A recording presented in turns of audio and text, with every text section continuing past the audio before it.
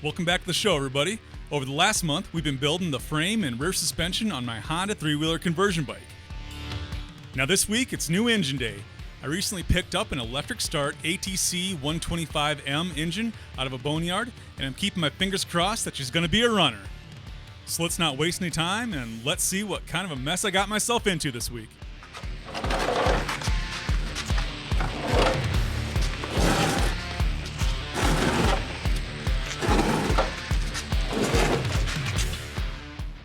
Yeah, check out this clean one-owner beauty. Dude I bought it from said ran when parked, and also don't lowball him. He knows what he got. Let's grab an Everstart and some jumper cables, and we'll hot wire the starter and see if we can get this sucker to turn over without complaining too much.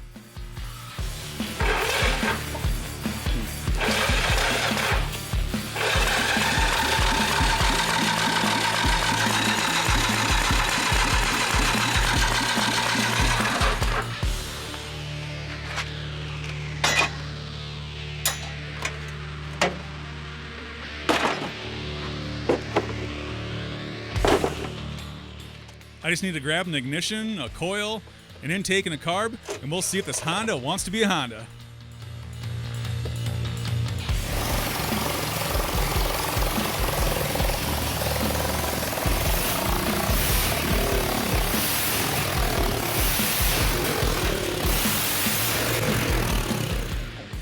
Come on now, admit it in the comments below. You had doubts it was going to run.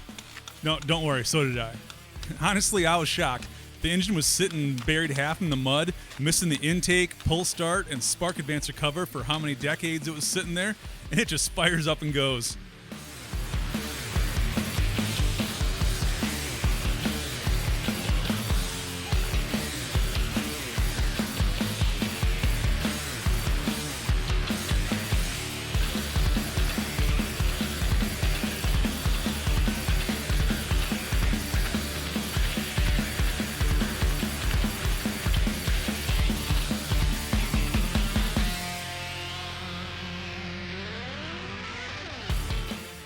This is the wildest dang thing.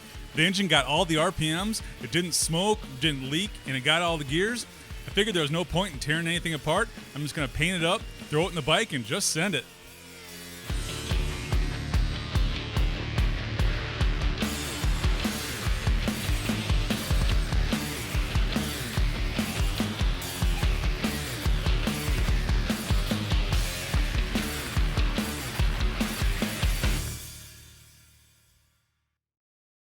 Hey, dude. I know you've been taking my 10mm sockets, dude. Dude, hey, come here. Hey, it's cool, but all I want to know is why. Why? What are you doing with this? You're a chicken. Chick. Oh, that's where you get through. Okay. Oh, see you later. Now that the block is prepped for paint, I'm mixing up some single-stage urethane automotive paint. Now this stuff lays down super shiny, and it's solvent resistant as well, so it works great on anything that's going to be exposed to gas or grease.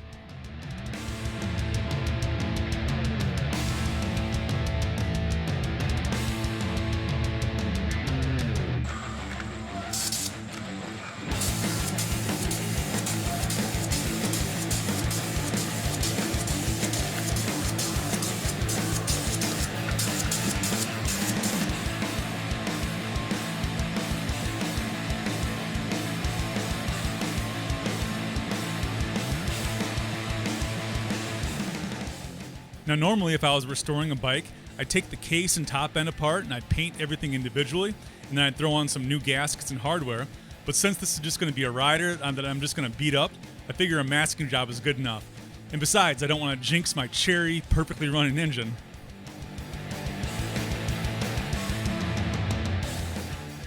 I picked up a timing advance thingy cover off of eBay to replace the one that was missing on the engine, and my thoughts were to just Scotch-Brite it, rattle can paint it with some engine paint, and then sand the paint off the lettering. Let's see how it turns out.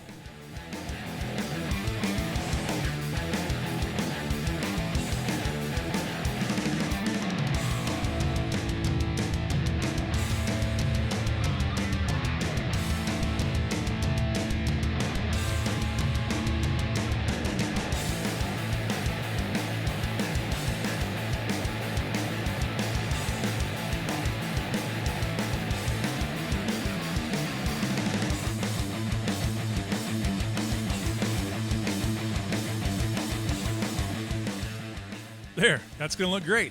Now let's mask off the head and spray some high-temp silver header paint on it.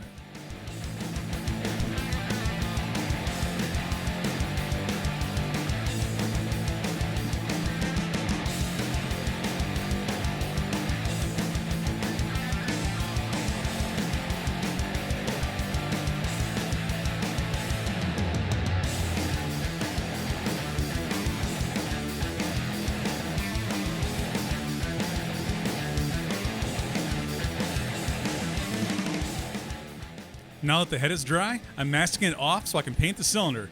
I use just normal VHT rattle can black engine paint on the cylinders. It holds up great and it's gas resistant to boot.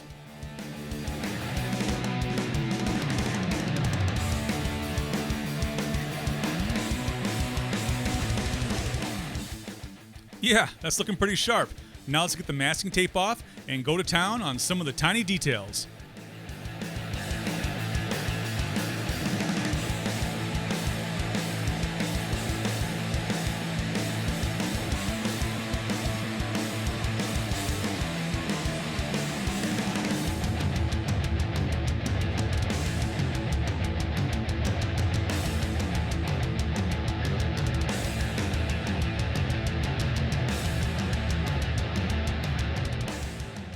And now we get to play around with some red Plastidip. Sweet, I've never used this stuff before.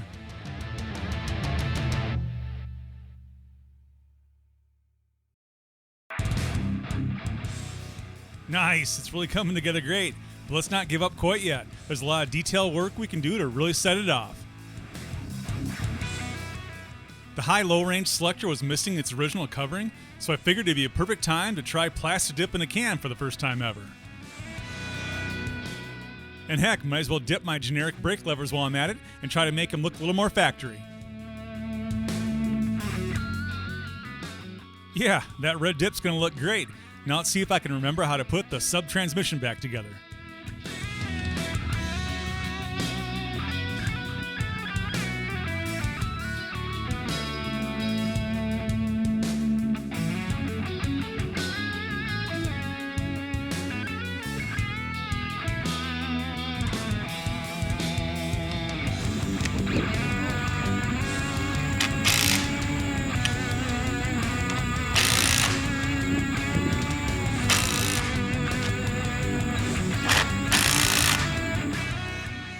Now we've got the fun task of fixing up this rusty shift lever.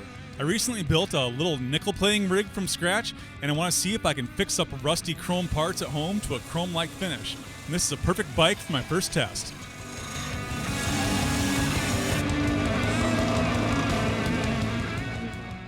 I started out by sanding some of the deep scratches out with the belt sander, and then I threw the shifter into the sandblaster to remove all the old plating.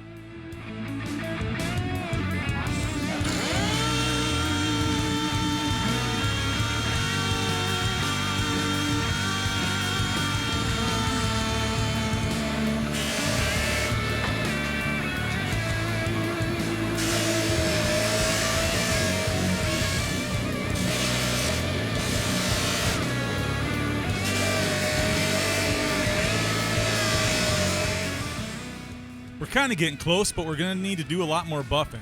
Now the bare steel needs to be mirror shiny before we can nickel plate, because any imperfection that you see in the bare metal, you're going to see in the plating as well. So let's keep going.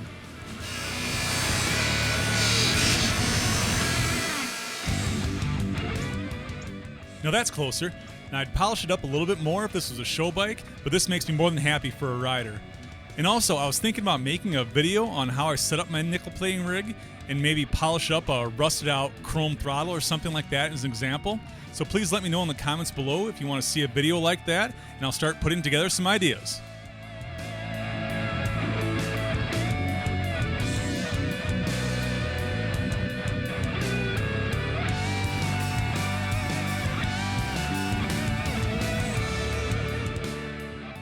Right on. Now I just need to slip the little foot booty thing back on, and we're getting really close to having a complete engine. And also there's a little sneak peek of an upcoming project I'm working on, and if anybody wants to leave a comment what year you think that is, I'm going to have a build series of that in the near future. But we got a three-wheeler conversion bike we got to finish up first. So if you need a little something to tide you over until next week, You can catch up on the three-wheeler conversion build by clicking the link on the left, or you can click the link on the right if you want to check out another one of my awesome builds. Thanks again for watching, and if you want to return the favor, please consider clicking the thumbs up like button before you leave, and I'll see you next week.